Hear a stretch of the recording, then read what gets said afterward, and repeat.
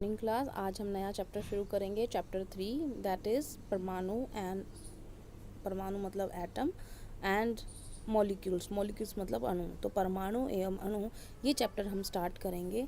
तो सबसे पहले हम परमाणु और एवं अणु पढ़ने से पहले कि वो क्या होते हैं, सबसे पहले किन्होंने ये शुरुआत की कि क्या चीज़ पदार्थ से में होती है।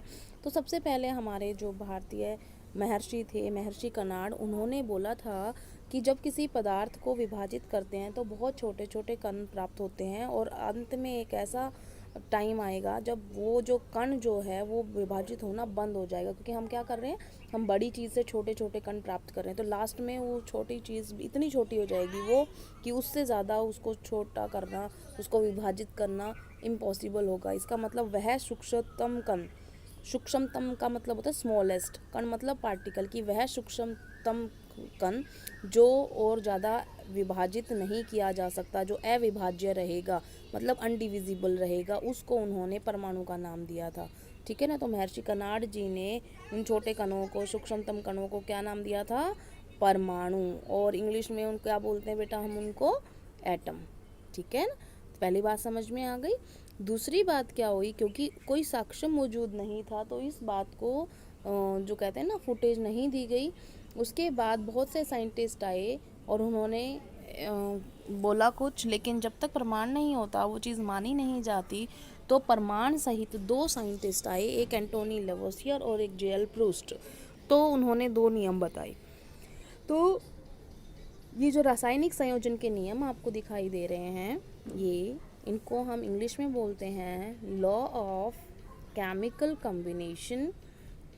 इसका मतलब कि कोई मैटर बना है, कैसे बना है, कैसे वो कंबाइन किए हैं, वो लॉ इसके अंदर हम पढ़ेंगे। इसमें कई लॉज आते हैं, लेकिन आपके सिलेबस में आई थिंक सिर्फ दो ही हैं, तो हम वो दो लॉ पढ़ रहे हैं। तो लॉ ऑफ केमिकल कॉम्बिनेशन में दो आ रहे हैं।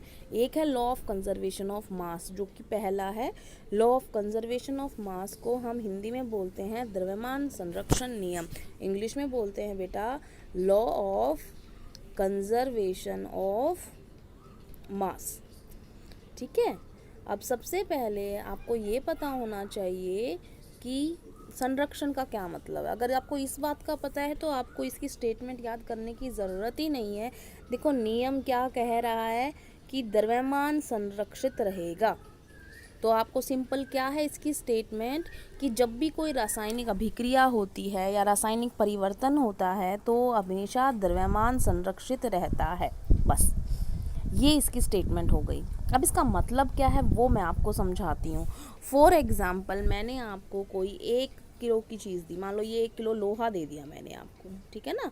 लोहा का सूत्र होता है बेटा Fe। मैंने 1 किलो लोहा दिया और मैंने कहा आप मुझे इसकी 4 चीज़ें बना के लेके आओ, लेकिन चारों 1-1 किलो की होनी चाहिए। क्या आप बना दोगे? नहीं। तो आप क्या कहोगे? मैम हम 4 चीज़ें तो बना सकते हैं, लेकिन हर एक जो होगी वो हम 250 ग्राम के हिसाब से बना सकते हैं, अगर हमने इक्वल बनानी है तो, है ना। क्योंकि 250 250 250 250 करके 4 बार जब जुड़ता है तो वो कितना हो जाएगा? वो 1000 ग्राम हो जाएगा। ठीक है। तो सबसे पहले इसकी पहली स्टेटमेंट हमने क्या की कि लॉ ऑफ कंजर्वेशन ऑफ मास, द्रव्यमान संरक्षण नियम के अनुसार हमेशा एक रासायनिक परिवर्तन के दौरान द्रव्यमान जो है वो संरक्षित रहेगा। According to law of conservation of mass, the mass of reactants and products should be equal to the mass of reactants and products will be equal to, और ये भी कह सकते हैं कि मास ऑलवेज रिमेन्स कंजर्व्ड। तो हम कह रहे थे कि क्या होता है लॉ ऑफ कंजर्वेशन ऑफ मास और या द्रव्यमान संरक्षण नियम। द्रव्यमान संरक्षण नियम वह नियम है जिसके अनुसार, मान लो हमने कोई रिएक्शन लिखी, हम दोबारा इसे समझने की कोशिश करते हैं। मान लो हमने कोई कागज़ जलाया, उससे मिला C+O2 CO2। ठीक है। तो सबसे पहले तो ये समझो, ये जो लेफ्ट हैंड साइड में आपको इस तीर के लेफ्ट हैंड साइड में है, ये है क्रिया करने वाले, रिएक्शन करने वाले। तो इनको बोलते हैं बेटा हिंदी में अभिकारक। क्या बोलते हैं? अभिकारक। और इंग्लिश में इनको क्या बोलते हैं? रिएक्टेंट्स, क्योंकि ये रिएक्ट कर रहे हैं। ठीक है ना। और ये रिएक्ट करके क्या बना रहे हैं, जो नई चीज़ बनती है उसको बोलते हैं हम उत्पाद, ठीक है ना। और इंग्लिश में बोलते हैं हम प्रोडक्ट। ये मैंने कोई एक रिएक्शन लिखी है, तो सारी रिएक्शंस के अंदर तीर के निशान के जो लेफ्ट साइड होते हैं वो रिएक्टेंट्स होते हैं, जो राइट हैंड साइड में होते हैं वो प्रोडक्ट्स होते हैं। तो ये रिएक्टेंट्स और ये प्रोडक्ट्स, इतनी बात समझ में आ गई। तो मैं क्या कह रही हूँ, मैं ये कह रही हूँ कि अगर कोई भी रिएक्शन है, ये रिएक्टेंट से मान लो ये प्रोडक्ट्स में बदल रहे हैं, तो जो इस साइड जितना मास हुआ, mass of reactants should be equal to mass of products. ये है इस नियम के अनुसार कि एक रासायनिक अभिक्रिया हो रही है जब, तो mass of reactant total mass of product के बराबर होगा। पहली स्टेटमेंट समझ में आ गई। दूसरी स्टेटमेंट मैंने क्या बोली कि मास कंजर्व रहेगा, मतलब संरक्षित रहेगा। इसका मतलब संरक्षित का मतलब क्या होगा कि ना वो घटेगा ना वो बढ़ेगा। तो ना तो हम उसको इंक्रीज कर सकते हैं, ना हम डिक्रीज कर सकते हैं, ना हम उसको बढ़ा सकते हैं या बना सकते हैं एक तरीके से, नया कुछ नहीं बना सकते हम, ना हम उसमें कम कर सकते हैं। फॉर एग्जाम्पल मान लो मैंने 1 किलो का आपको दरवाज़ा दिया था, तो आप उसके 4 टुकड़े कर सकते हो, वो अलग अलग टाइप के कर सकते हो, वो आपकी मर्जी है। बट अगर मैं सारे बराबर मान रही हूँ तो आपने वो करके दे दिया था कि अगर 1 किलो का दिया है तो 250 का आप बना के लेके आओगे, ठीक है ना। और अगर मान लो मैं आपको कहती हूँ नहीं आप तो ज़्यादा का बना के लेके आओ, क्या आप ज़्यादा का बना के लेके आ सकते हो? नहीं लेके आ सकते। और अगर आप कम करके आओगे तो भी पिटोगे। समझ में आई? इसका मतलब क्या हुआ कि ना तो आप कम कर पाओगे ना आप ज़्यादा कर पाओगे, ठीक है ना। तो देखो अब इसकी स्टेटमेंट भी आ गई है। ये क्या स्टेटमेंट है, देखो, द्रव्यमान संरक्षण नियम के अनुसार किसी रासायनिक अभिक्रिया में द्रव्यमान का न तो सृजन किया जा सकता है न ही विनाश। इसका मतलब द्रव्यमान जैसा है वह वैसा का वैसा रहता है, रिएक्टेंट्स बस प्रोडक्ट्स में बदलते हैं, द्रव्यमान नहीं बदलता। अगर मान लो आपने टोटल एक साइड 44 लिया है तो दूसरी साइड भी कितना आएगा, 44 ही आएगा। ये बात समझ में आ गई। तो ये हमने कर लिया है द्रव्यमान संरक्षण नियम। इंग्लिश मीडियम के लिए क्या लिखा होगा यहाँ पर, according to law of conservation of mass, mass can neither be created nor be destroyed during a chemical reaction, ठीक है ना।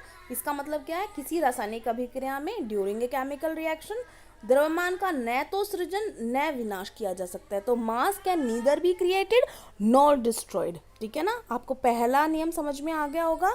एक इसका क्वेश्चन इसी के अंदर है तो वो हम कर लेते हैं, इन टेक्स्ट क्वेश्चन इसी से रिलेटेड है। तो ये देखो क्या लिखा हुआ है यहाँ पर कि एक अभिक्रिया में, अभिक्रिया है उसमें रिएक्टेंट्स कौन कौन से दिए हैं उसने, एक दिया है सोडियम कार्बोनेट और एक दिया है एसिटिक अम्ल, ठीक है। वो अभिकृत होते हैं और कार्बन डाइऑक्साइड और सोडियम एसीटेट और इतना उत्पाद बनाते हैं। आपने ये बताना है कि द्रव्यमान संरक्षण नियम ये फॉलो कर रहा है कि नहीं कर रहा है।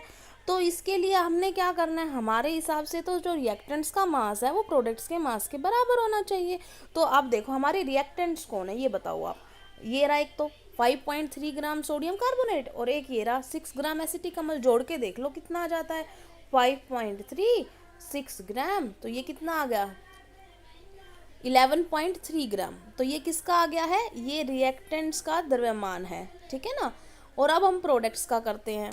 तो प्रोडक्ट्स का देख लो, एक तो ये रहा, एक ये रहा और एक था 0.9 जल, ठीक है ना। तो हमने 3 लिए हैं, एक है 2.2, एक है 8.2, एक है 2.2 कार्बन डाइऑक्साइड, एक है 8.2 सोडियम एसीटेट और एक है 0.9। अब आप जोड़ के देख लो, 9 2 11 2 13 और ये 8 2 10 और एक हासिल 11.2, यही आया था ना पहले 11.3।